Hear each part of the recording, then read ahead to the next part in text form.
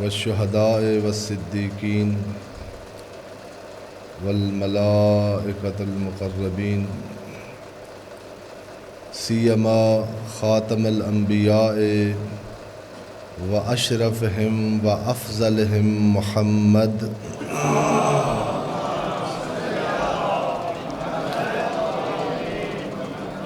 وعلى آله الأطيبين الأنجبين لا سيما بقية الله في العالمين والأرضين بهم نتولى ومن أعدائهم نتبرأ إلى الله أوصيكم نفسي وعباد الله بتقوى الله اتقوا الله فإن خير الزاد التقوى۔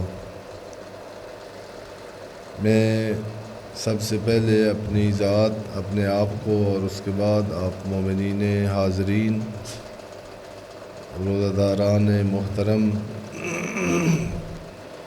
مہمانان ضیافت اللہ، اب مومنین کی خدمت میں تقوی الہی جو زاد بھی ہے مسافر کے لیے اور لباس بھی ہے انسانیت کے عریانی سے بچنے کے لیے، اور اس ماہ مبارک رمضان میں اللہ نے روزے کا ایک فلسفہ جو بیان کیا ہے،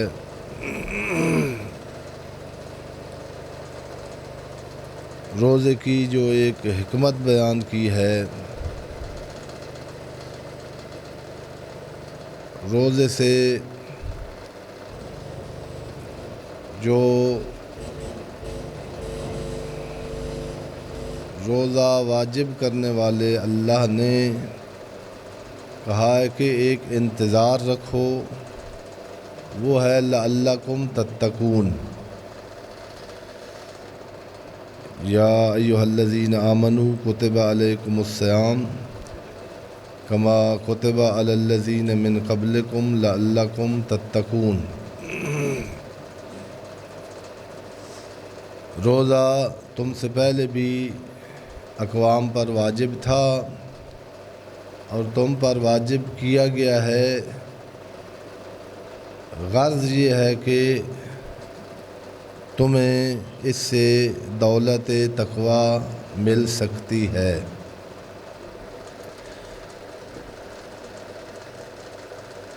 روزے داران کے لیے اس ماہ میں دعا بھی ہے، اور اس تقوی کو اپنی زندگی کے جو مراحل ہیں ان میں ہر مرحلے پر اس کو ملحوظ خاطر رکھنے کی دعوت دیتا ہوں، اور تقوی کے ساتھ اپنی زندگی گزارنے کی نصیحت کرتا ہوں۔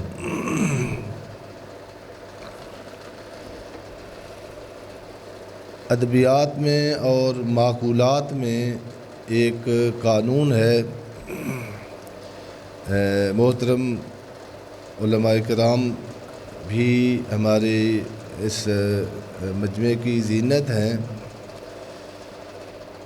تعلیق الحکم علی الوصف مشعر بالعلیہ۔ بعض اوقات ایک وصف پر ایک حکم معلق ہوتا ہے، اس سے اشعار ہوتا ہے، شعور ملتا ہے کہ اس حکم کی علت بھی یہ ہے، اس حکم کی وجہ یہ ہے۔ اس میں آپ پریشان ہوئے ہوں گے، اب میں آپ کو اس سے آسان کر دیتا ہوں۔ مثلاً آپ کو کہا گیا ہے کہ جو ہے آپ جا رہے ہیں تو اپنا اسلحہ ساتھ لے کے جائیں، یا حفاظت کا سامان ساتھ لے کے جائیں، تو اس کا مطلب یہ خود آپ سمجھ سکتے ہیں کہ ایک تو آپ مسافر ہیں اور ایک یہ سفر خطرے سے خالی نہیں ہے۔ توجہ کی ہے تو اب توجہ کرنا کہ قرآن مجید کہہ رہا ہے کہ جگہ جگہ پر کہ تقوی اختیار کرو، لعلکم تتقون، شاید تم تقوی کی منزل تک تقوی سے بہرہ مند ہو سکو۔ پھر قرآن مجید نے ہی کہا ہے کہ لباس التقوی خیر لکم، یہ تقوی کیا ہے؟ ایک تعبیر کے مطابق کہا کہ یہ تقوی لباس ہے۔ اس کا مطلب یہ ہے کہ انسانیت کا ایک بدن نازنین ہے، جو جیسے لباس نہ ہو تو ہمارا یہ مادی بدن عریان ہوتا ہے۔ عریان بدن ایک ذلت ہوتی ہے، اور ایک جو عریان بدن ہے وہ گرمی سردی جو حالات بدن کو پیش آنے والے ہیں ان سے محفوظ نہیں رہ سکتا۔ اس سے یہ کم از کم یہ سمجھا جاتا ہے کہ اگر انسان متقی نہیں ہے تو ایک تو عریان ہے، عزیز نہیں ہے۔ آج کا معاشرہ، آج کی انسانیت، اب اپنے ملک کے حالات دیکھیں، کیوں عریانی چھائی ہوئی ہے انسانیت پر؟ کیوں سب کچھ ہوتے ہوئے اگر نہیں ہے تو عزت اور آبرو نہیں ہے ہماری؟ اس لیے کہ اس بلند قامت اور اشرف قامت اور آسن قامت پر تقوی جیسا لباس ہم نے اتار کے رکھ دیے ہوا ہے۔ جب عریان انسان ہوگا تو امریکہ جیسے نجس ہاتھ، اسرائیل جیسے غلیظ ہاتھ، وہ اس قامت کو درندگی کا نشانہ بنائیں گے۔ یہ انسان ڈرے گا ان سے جن سے کوئی نہیں ڈرتا، اس لیے کہ عریان ہے، اس کا لباس نہیں ہے۔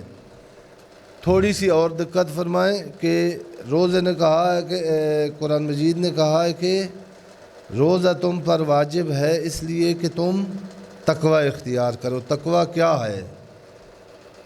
فرمایا اتقوا اللہ فإن خیر الزاد التقوی، تقوی اختیار کرو۔ تقوی لباس ہے اور تقوی زاد راہ ہے۔ جب لباس کہا ہے تو اس سے شعور یہ ملتا ہے کہ ہمیں قرآن مجید اپنی شناخت کروا رہا ہے کہ تیرا ایک نازنین بدن ہے، اس کو ڈھانپنے کی ضرورت ہے، وہ عریان صحیح نہیں ہے۔ اور اس کا جو لباس ہے وہ آپ جتنی ترقی کر جائیں سائنس اور ٹیکنالوجی میں، جب تک اس اشرف المخلوقات، افضل الموجودات، سرسبد کائنات، اس مسجود ملائکہ، اس مخدوم کائنات، اس کے پاس یہ لباس موجود نہیں ہے تو عریان ہے۔ تیرا لوگ تماشا دیکھتے رہیں گے، تو دنیا کی قوموں کے لیے مذاق بنا رہے گا، لوگ تجھ پر ہنستے رہیں گے جب تک یہ لباس تیرے اس بلند قامت اور عزیز قامت انسانیت کے بدن پر نہیں ہوگا۔ دوسری جگہ پر فرمایا ہے کہ یہ زاد ہے۔ یہ آج کل کہ جو ٹرمنالوجی ہے اس میں لفظ کم استعمال ہوتا ہے، یہ اس زمانے کا اصطلاح ہے زاد راہ یا زاد و راحلہ۔ حج کی جو روایات ہیں، جب حج پہ جانا ہوتا تھا، ایک سفر تھا حج نا، آج بھی سفر ہے لیکن سفر کے تقاضے بدل گئے ہیں۔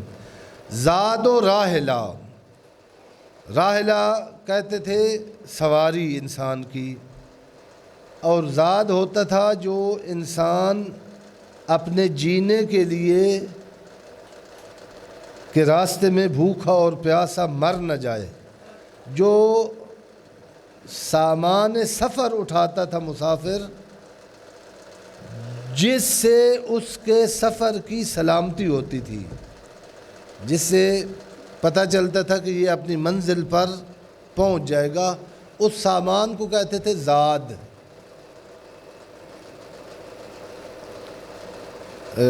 ایک روزہ ہے اور دوسرا خطبہ مشکل ہو گیا ہے۔ زاد مسافر کو چاہیے۔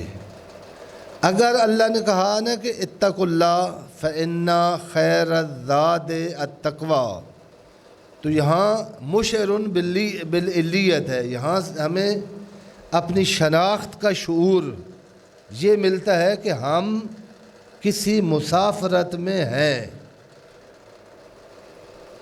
ہم رکے ہوئے نہیں ہیں، یہ جہاں پہ ہیں یہ ہماری منزل اور ہماری قرارگاہ نہیں ہے۔ اس کو جیسے کہ یہ جذباتی جملہ نہیں ہے، قرآن مجید اس وقت تک اپنے اسرار انسان کے سامنے نہیں کھولتا جب تک انسان علی کے قدموں میں نہیں جھکتا۔ یہ گرہیں اس وقت تک نہیں کھلتی جب علی کی خدمت میں انسان نہیں جاتا۔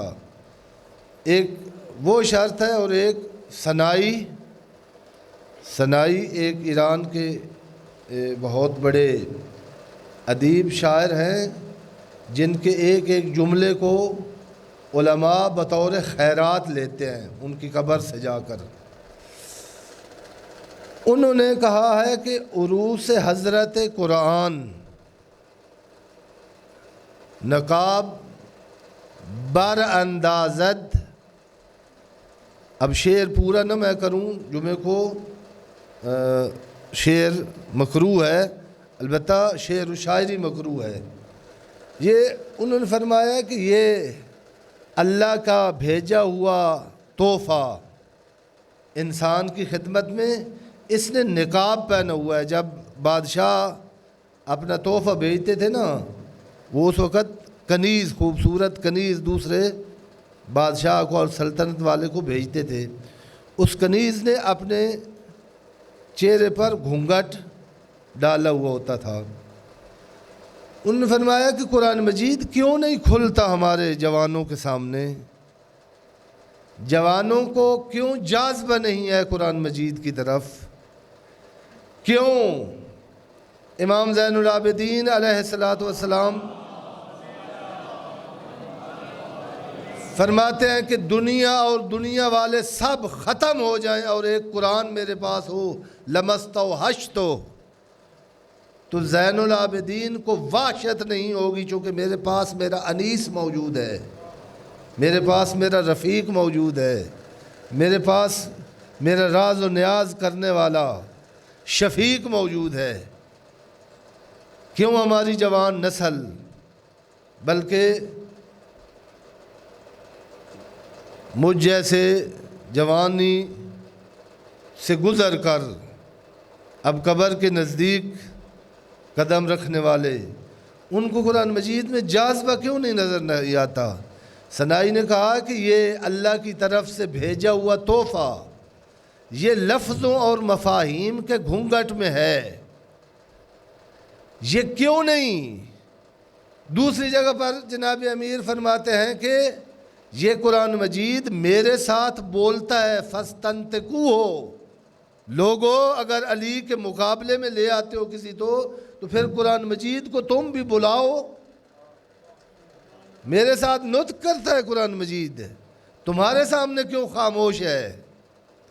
تمہارے ساتھ کیوں نہیں بولتا؟ تمہارے ساتھ آپ نے کیوں راز نہیں کھولتا؟ ثنائی نے کہا اس کی وجہ یہ ہے کہ عروس حضرت قرآن نقاب بر اندازت، یہ ہٹا دے گا خود اپنے نقاب، لیکن وجہ یہ ہے کہ جب وہ دلہن پہنچتی تھی نا دارالملک میں، دارالملک یعنی وہ بادشاہ کا وہ گھر، وہ دربار جہاں اس کی رہائش ہوتی تھی، وہاں جب وہ دلہن اترتی تھی تو بہت سارے بچے آوارہ وہ آ جاتے تھے، ہو دلہن آ گئی، دلہن آ گئی، چلو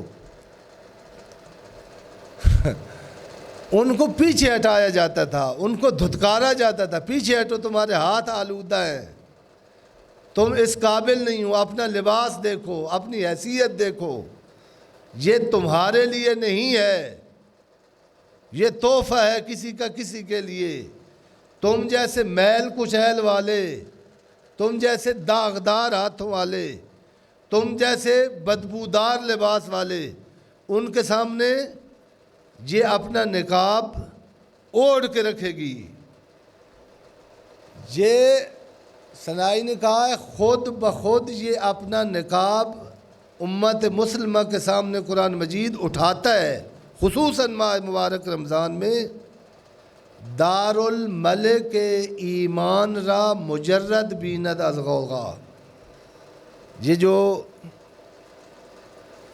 آپ کے ہاتھ گناہوں سے آلودہ ہیں، آپ کا دل غلط تفکرات سے آلودہ ہے، جب تک اس دارالملک ایمان کو اس غوغا سے خالی نہیں کرو گے اس وقت تک قرآن مجید یہ نقاب نہیں اٹھائے گا، اس وقت تک جلوہ قرآن تمہیں نظر نہیں آئے گا، اس وقت قرآن مجید تمہارے اذہان پر تجلی نہیں کرے گا۔ اب دیکھیں قرآن مجید نے کہا ہے کہ تقوی زاد راہ ہے، زاد راہ ہے، اس کا مطلب یہ ہے کہ انسان مسافر ہے، اور جو ہی مسافر کا لفظ آتا ہے تو پھر ہماری توجہ چلی جاتی ہے لاہور سے کراچی کی مسافت، پاکستان سے ایران کی مسافت۔ یہیں خطبات جمعہ میں عرض کیا تھا کہ ایک مسافر مکانی ہوتا ہے، ایک حرکت اور مسافرت مکانتی ہوتی ہے۔ ایک ہے ایک جگہ سے یہ بنا ہوا انسان، تربیت شدہ پلا پوس ہوا انسان لاہور سے کراچی حرکت کر رہا ہے، یہ ایک سفر ہے۔ ایک سفر اور ہے جو اندر ہی اندر ایک مخلوق اور ایک موجود نے کرنا ہوتا ہے۔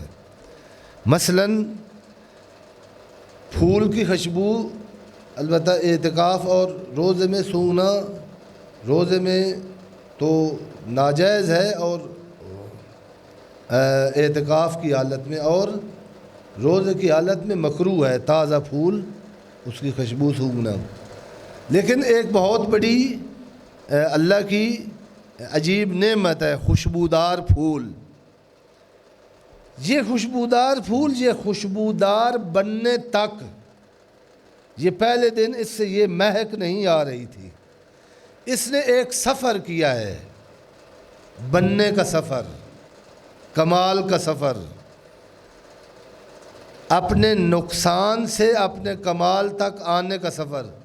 یہ کسی زمانے میں ایک چھوٹے سے ایک نقطہ تھا جو اس پھولدار درخت کے اوپر لگا تھا، اس نے اپنے اندر ہی اندر کچھ سفر طے کیا ہے کہ اس نقطے سے لے کر آج پورا گلستان لہلہا رہا ہے اس کی خوشبو سے۔ انسان کون سے مسافر ہے جس کو تقوی جیسی زاد راہ چاہیے؟ اللہ کا رہے حضرت انسان، یہ ساری کائنات، یہ گلشن زمین و آسمان، اس نے تیرے انسانیت کی مہک سے لہلہانا ہے، اس نے، تو اس کا نقطہ کمال ہے، تو اس کی خوشبو ہے، تو اس کی زینت ہے، تو جسے اس کائنات کا کمال ہے۔ لیکن یہ کمال تو لے کے نہیں آیا، یہ کمال تو نے حاصل کرنا ہے۔ جس طرح پھول بہت سارے، کتنے پھول جو کھلنے سے پہلے مرجھا جاتے ہیں، اسی طرح بہت سارے انسان اس کمال تک پہنچنے سے پہلے اس کو نفس والی بلا، اس کو خواہشات والے درندے، اس کو اپنی نفسیانی خواہشات والے کیڑے اس کو کھا جاتے ہیں، اور پھر اس کی خوشبو نہیں آتی، بلکہ آپ کو پتہ ہے کہ جب پھول کھل جاتا ہے تو اس کو خوشبو آتی ہے، جب اس کو کیڑے لگ جاتے ہیں تو پھر اس سے بدبو آتی ہے۔ یہ کیوں آج انسانی معاشرے سے بدبو آ رہی ہے؟ وہ جو اندر کا سفر انسان نے کرنا تھا تقویٰ کے ساتھ، جس کا زاد راہ تقویٰ تھا، وہ زاد راہ اس نے فراموش کر دیا ہے۔ اب جہاں سے امانت نظر آنی تھی، جس معاشرہ سے صداقت نظر آنی تھی، جس انسانی معاشرے میں جوانوں، بیٹیوں اور بیٹوں نے باعفت اور پاک دامن ہونا تھا، وہاں سے ایسی بدبو آ رہی ہے۔ بیٹی ماں کی قاتل، بیٹا باپ کا قاتل، انسانوں کی شکل میں پاکستان کی معیشت پر بیٹھے ہوئے خونخوار درندے جو نوچ نوچ کے غریبوں کو کھا رہے ہیں، مار دیتے غریبوں کو، تو اس لیے اس سے بہتر تھا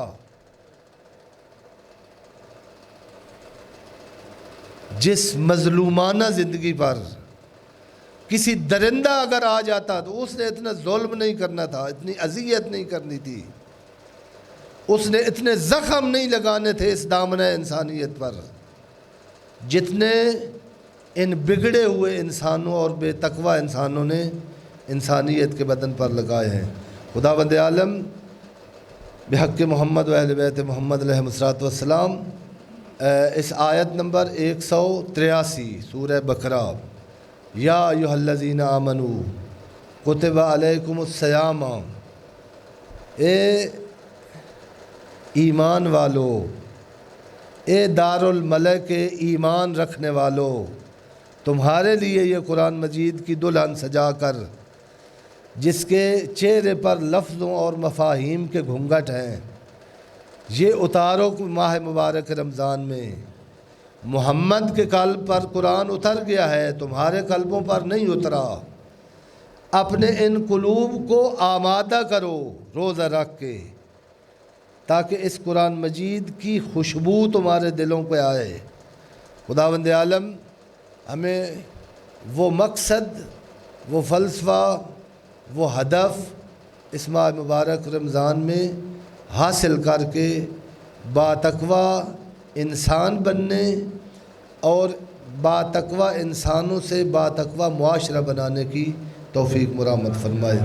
بسم اللہ الرحمن الرحیم، والعصر ان الانسان لفی خسر الا الذین آمنوا وعملوا الصالحات وتواصوا بالحق وتواصوا بالصبر، صدق اللہ العلی العظیم۔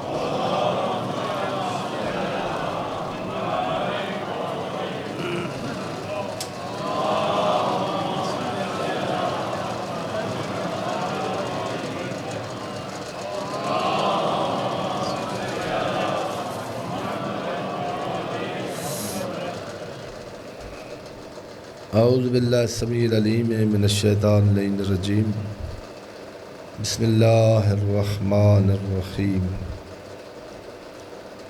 الحمد والثناء للہ الذی لا یحصی ثناءہ الا ہو، وصلی اللہ علی جمیع الانبیاء والمرسلین، سیما خاتمہم وافضلہم واشرفہم محمد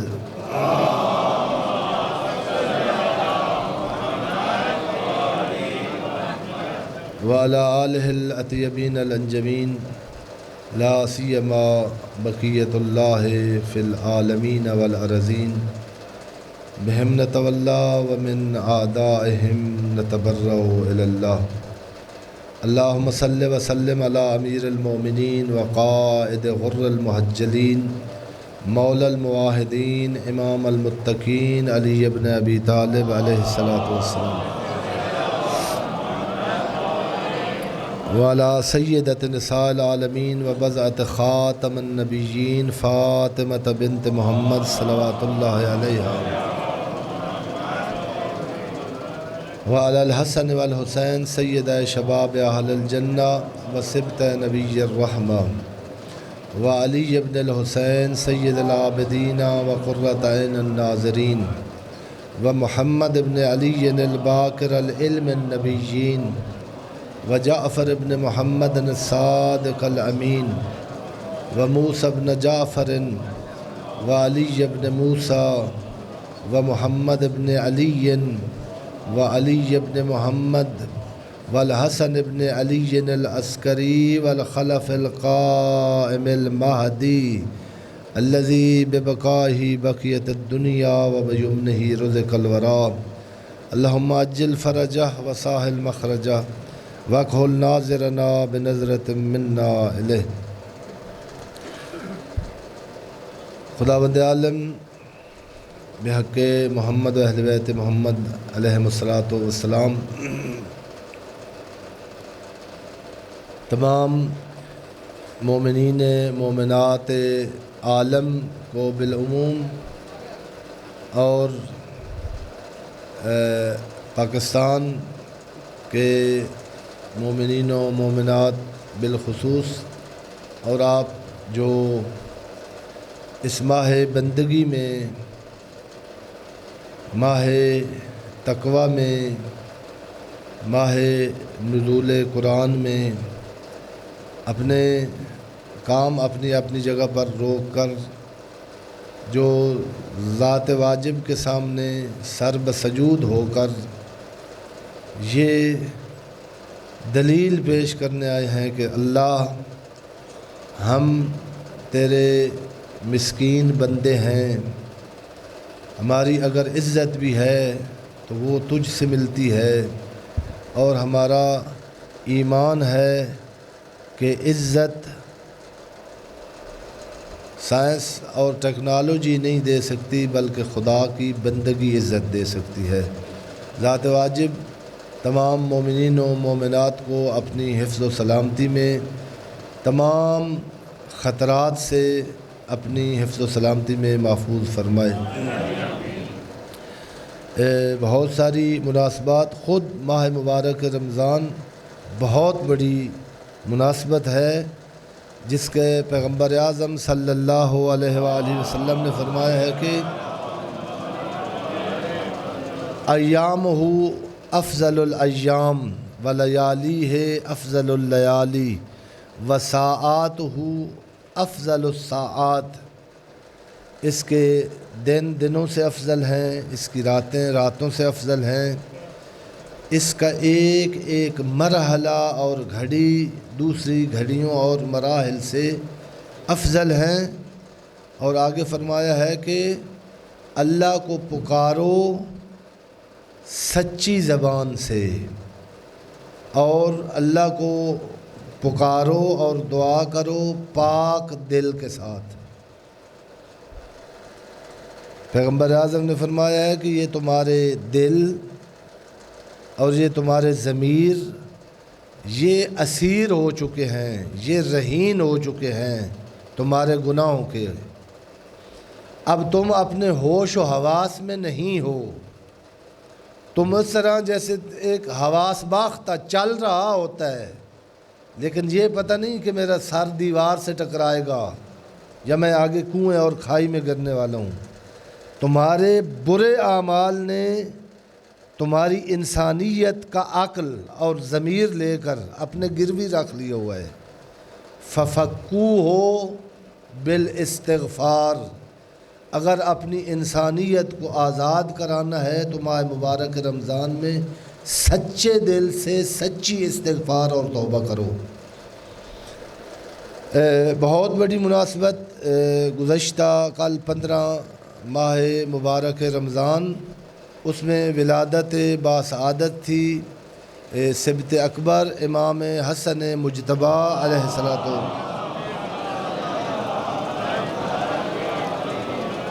والسلام کی، جن مومنین کرام نے اس سبت اکبر جس کے آنے سے پیغمبر سے اب تر والا تانا دور ہوا تھا، جس کو جو قرآن مجید کی آیت مبالغہ کے مطابق علی کا نہیں بلکہ نبی کا بیٹا ہے، اس آیت کے مطابق خداوند عالم ہمیں ان ذوات مقدسہ، ان سے نور اور انسانیت کی خیرات ان آیات مقدسہ سے لینے کی توفیق عطا فرمائے۔ آنے والے دنوں میں بہت بڑی مناسبت شب قدر ہیں، اور ساتھ ہی شب قدر میں شب ضربت ہے، اور آگے شہادت ہے امیر المومنین علی ابن ابی طالب علیہ السلام کی۔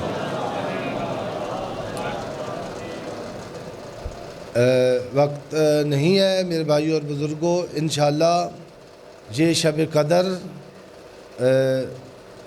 جو ماہ مبارک رمضان میں ہے یقیناً، اور اس سے زیادہ یقینی ہے آخری عشرے میں، اور اس سے زیادہ یقینی ہے اس کی طاق راتوں میں، اور روایات کے مطابق جو زیادہ احتمال ہے وہ 23ویں کی شب ہے۔ ذات واجب ابھی سے ہمیں رمضان کا نتیجہ ماہ شب قدر میں لینے کے لیے اپنے آپ کو مہیا کرنے کی توفیق مرحمت فرمائے۔ پچھلے خطبہ کے دوسرے خطبہ کے آخر میں ایک مشکل اصطلاح جو عموماً علماء عرفان یہ استعمال کرتے ہیں، اتنی ہر کسی کی سنی ہوئی نہیں ہے۔ عرض کیا تھا کہ عبادات کا طول، عرض اور عمق ہوتا ہے۔ قرآن مجید نے کہا نا کہ من خفت موازینہ فہو اما من ثقلت موازینہ فہو فی عیشۃ راضیہ و اما من خفت موازینہ فامہ ہاویہ۔ یہ ہمارے اعمال انہوں نے بھی کہیں تلنا ہے۔ کچھ انسان بہت خفیف ہیں، کچھ اپنے اعمال کے لحاظ سے بہت ثقیل ہیں، اور قرآن مجید وہ ثقیل اعمال کا منشور ہے۔ انا سنلقی علیک قولا ثقیلا۔ قرآن مجید مشکل نہیں ہے لیکن ہلکا نہیں ہے، وزنی ہے اور وزین بناتا ہے، وزن پیدا کرتا ہے انسان کے اندر۔ قرآن مجید کا حامل ہلکا نہیں رہتا۔ ہوتے ہیں نا کچھ انسان جن کی ہلکا پن جن میں ہوتا ہے، جو وزین نہیں ہوتے، جن کو تھوڑی سی آندھی آئے تو اڑا کے لے جاتی ہے۔ یہ جسم جو ہوتا ہے وہ جتنا طویل، عریض اور عمیق ہوتا ہے، اتنا ہی جتنا طویل، عریض اور عمیق ہوتا ہے اتنا ہی اس کا وزن زیادہ ہوتا ہے۔ روزہ اور عبادت، صلوات پڑھ لے محمد و اہل بیت محمد پر۔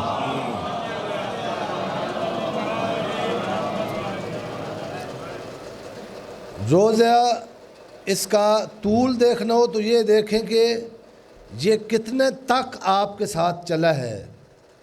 پچھلے خطبے میں عرض کیا تھا کہ بعض بندے ایسے ہیں جن کا روزہ افطار کے ٹائم ہی ساتھ چھوڑ جاتا ہے، جو سموسوں پر لڑ پڑے، پتہ چلا بھائی، یا بچوں کے ساتھ لڑ پڑے، بھائی شربت لیٹ کیوں کیا ہے، اس کے روزے کا طول بہت کم ہے، یہ 12 گھنٹے بھی انسان کے ساتھ نہیں چلا۔ روزے کا اگر عرض دیکھنا ہو تو دیکھیں کہ یہ آپ کی زبان سے اور پیٹ سے پھیل کر اس نے اپنے آنکھوں کو بھی روزہ دار کیا ہے یا نہیں، آپ کے کان بھی صائم تھے، یا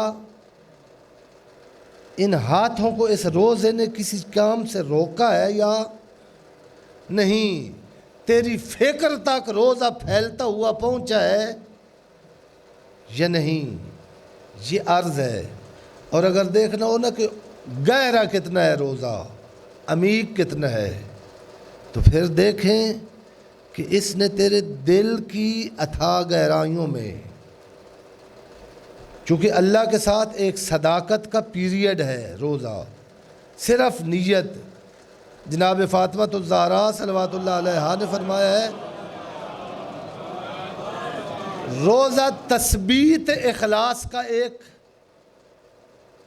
پیریڈ ہے، اپنے آپ کے دل میں اخلاص کو مضبوطی سے رسوخ دینے کے لیے روزہ ایک فرصت ہے۔ اب آپ دیکھیں کہ اس روزے نے آپ کے دل میں اتر کر ہمارے معاشرے میں کتنی صداقت پیدا کی ہے۔ اگر 2 نمبر چیزیں بک رہی ہیں تو اس کا مطلب یہ ہے کہ روزہ آیا ہے، لیکن یہ روزہ عمیق نہیں ہے۔ اگر جھوٹ ہے ہمارے معاشرے میں، اگر خیانت ہے ہمارے معاشرے میں، تو اس کا مطلب یہ ہے کہ ابھی تک ہمارا روزہ جہاں تک اس کو اترنا چاہیے تھا اتنا عمیق نہیں ہے۔ خداوند عالم ہمیں طویل، عمیق اور عریض عبادات کرنے کی توفیق مرامت فرمائے۔ بسم اللہ الرحمن الرحیم۔